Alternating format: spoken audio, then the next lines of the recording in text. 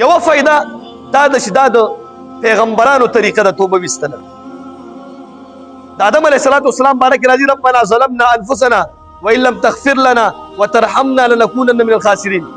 آدم علیه السلام توبه وستنه او حالان کې زمونږ استاد اجماعي فیصله ده د ټول امت فیصله ده چې ټول انبیا د ګناهونو نه پاک نو بیا توبه ولې وباسي.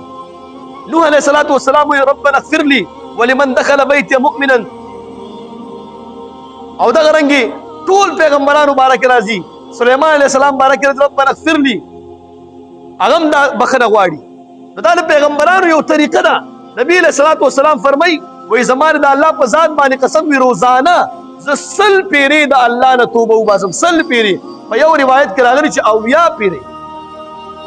دویمه الله پاک خوشحالي کې په توبه باندې نبی علیہ السلام فرمای و یو سړی چې توبه وباسي الله دومره خوشحاليږي لکه یو سړی په ځنګل کې رواني او سورلۍ ورسره او په سورلۍ باندې د هغې خوراک او څښاک دواړه پراته او دا سورلۍ ترې ورکه شي او دا ورپسې وګرځي او بیا یو ونې سره ستړی کښېني او ناامیده شي او دا سورلۍ ورته خپله راشي او دا چې وګوري سورلۍ ورته ولاړي او دا سورلۍ راونیسي او په خوشحالۍ کې دا ووایي چې یا الله ته زما بنده یې زه ستا رب یم په خوشحالۍ کې دا ووایي دومره الله خوشحاليږي لکه څنګه چې دا بنده په دې کار باندې خوشحاله شي.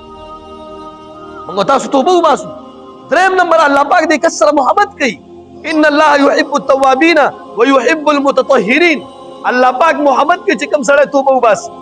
څلورم نمبر دا داسې دی لکه چې یو ګناه هم نه ده کړې. نبی علیہ السلام فرمایي التائب من الذنب كمن لا ذنب له.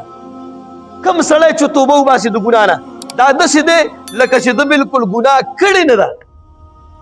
پنځم نمبر ستا زړه الله صفا کوي. نبی علیہ السلام فرمایي کوم سړی چې یو ګناه کوي په زړه یې تور داغ لګېږي بله ګناه کوي که دا توبه وباسي الله پاک دا ګناه میټاوي او که توبه نه وباسي دا زړه یې دومره تور شي چې بیا دې ته نیکي اړوي نیکي نه ښکاري. الله پاک د دې سړي ګناهونه معاف کوي په قرآن کې راځي ویکفر عنکم سیئاتکم. کوم سړی چې توبه وباسي ګناهونه معاف کېږي. نبی علیہ السلام فرمایي وایي دا څومره دنیا چې ده دومره ګناهونه دې کړي اسمان ته ستا ګناهونه ورسېږي یو ځل توبه وباسه لتاب الله علیکم ستا به الله پاک ټول ګناهونه معاف. توبه وباسو الله پاک ته زموږ ستا به څومره ګناهونه وي.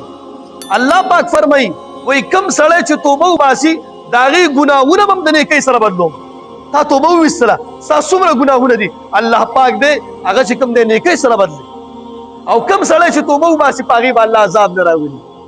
موږ او تاسو باندې څومره عذابونه را روان دي ولې چې موږ او تاسو توبه نه وباسو. چې کوم قوم توبه وباسي هغې باندې به عذابونه نه راځي. او بل لسم نمبر الله پاک په قرآن کې فرمایي چې کوم سړی د دنیا او د آخرت کامیابي غواړي نو هغه توبه وباسي. ثم توبوا الى الله جميعا ايها المؤمنون لعلكم تفلحون. تاسو به دنیا او آخرت کې کامیاب هر سړی کامیابي غواړي خو لاره هم غلطه کړې ده. لاره موږ ته الله ښیي چې توبه وباسئ. موږ او تاسو چې توبه وباسو دنیا او آخرت کې به الله پاک موږ کامیابوي. نو دې دپاره کوشش وکړو. درخواست دی چا نه هم ګیله نه کوو د خپل ځان نه ګیله وکړو. الله پاک ته دو رکعاته مونځ وکړو د غرمې مونځ نه پس د جمعې مونځ نه پس دو رکعاته مونځ وکړو. هر سړی د خپل د ګناهونو توبه وباسي. چې کله هم توبه وویستله بدمرۍ به هم ختم شي هر څه به ختم